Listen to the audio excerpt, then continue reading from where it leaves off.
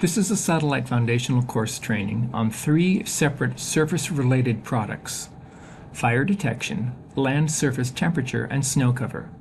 I'm Scott Lindstrom from SIMS. This training covers the products boxed in yellow on this slide. They are baseline products and are available from GOES-R satellites, GOES-18 and GOES-19 as of early 2025. At the end of this training, you will know the temporal cadence of the product generation and how the products, fire detection, land surface temperature, and fractional snow cover, are created from GOES-R ABI data and how they can be used. Let's start with the fire products. These include 3 different products: fire temperature, fire area, and fire radiative power, FRP. These are all computed as part of the FDCA, Fire Detection and Characterization algorithm. These are computed at full resolution, both spatial and temporal, for all 3 scanning modes: full disk, CONUS, and meso. These products have evolved from earlier products used with GOES and OP satellites. Chris Schmidt at SIMS is the subject matter expert for these.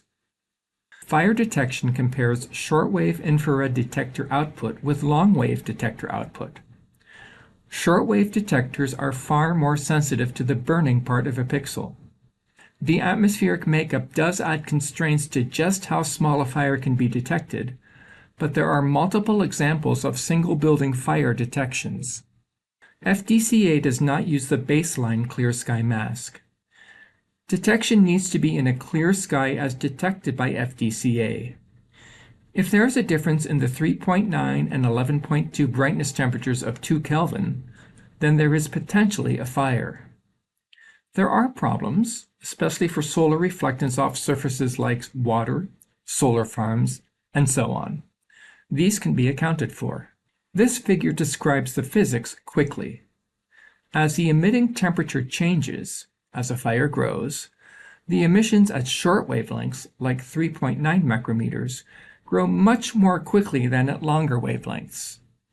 If you compare 11.2 and 3.9 micrometer brightness temperatures with time, you can get a good guess of where the fire is. The 3.9 detectors are more sensitive to the hot part of the pixel, and the 11.2 detectors, or other long-wave infrared detectors, are more sensitive to the cold part of the pixel. This subpixel effect aids in detection. The line plot shows a cross-section from rainforest to savanna. Fire locations are indicated by letters. Except in the rainforest, the fire locations are obvious. This is an example from Napa Valley. These are the visible shortwave infrared and longwave infrared, as well as fire detection results at 4:37 UTC. Nothing is going on here. But in only 5 minutes, 2 hotspots have appeared. Maybe there's a third one in between those 2 that are circled. This example shows the importance of mesoscale sectors in timely detection of fires by satellite. If you had imagery at every minute, you'd have a better indication of exactly when this fire was first detected. At 4:47 UTC, the fires have been characterized. That's in the bottom right, and the 3.9 micrometer signal is more intense. At 4:52, you see continued intensification. By 4:57 UTC, the signal is finally showing up in the 11.2 micrometer imagery. And by 5:02 UTC, the fire is hot enough that the sensor has saturated. So we've gone from no fire to saturated in only 20 minutes. The 3.9 micrometer sensor is very sensitive to fires, as this image from 2 separate times show. Both of these brighter regions are very short-lived and very small. The one on the right is actually a small structure file within the pixel. Only the fire at 1642 UTC was warm enough, just barely, to be detected quantitatively. Fires develop and evolve and/or move very quickly. ABI scans CONUS every 5 minutes, producing fire products with that cadence. Mesodomains are very important to monitor quick changes to fires, to get a more precise start time, and to see how things are changing in a very short time, especially if you're doing decision support. Don't be afraid to call a meso. FDCA is just one tool in your toolbox. Of course, there are webcams you can use, although it can be hard to know precisely where distant smoke plume originates in a webcam. Other satellite products include the fire temperature RGB, or the visible or true color imagery or approximations to that such as geocolor to view smoke plumes. In 2024, the next generation fire system came online.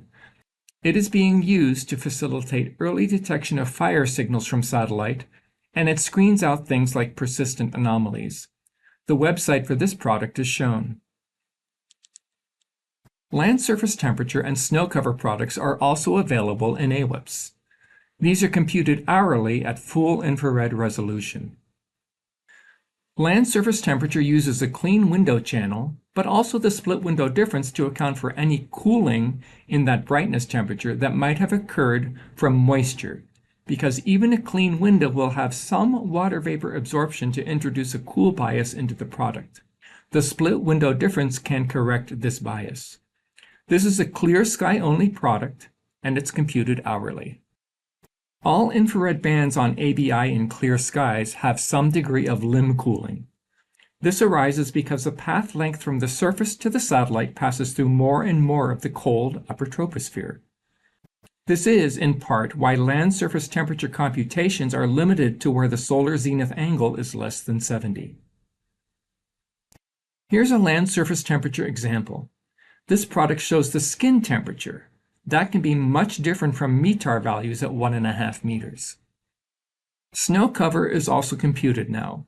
It was not among the suite of original baseline products rolled out. It is daytime only because it relies on reflectance data and is computed only in clear skies. It relies on the GOES-R cloud mask. Here's an animation showing the product over Canada. This was made in late March. Notice in western Quebec and northeastern Ontario how there's no data there because of clouds. The inset shows isolated snow regions around Yellowstone Park in Wyoming. It's showing you the visible data, band 2 at 0.64 micrometers, the snow ice channel at 1.61, and where snow is diagnosed by this product. Use this product in concert maybe with land surface temperature to gauge the process of snowmelt. There are resources online that can help you learn more about these products. These links are also available at the launching page for this module. This concludes the training. Thanks for listening.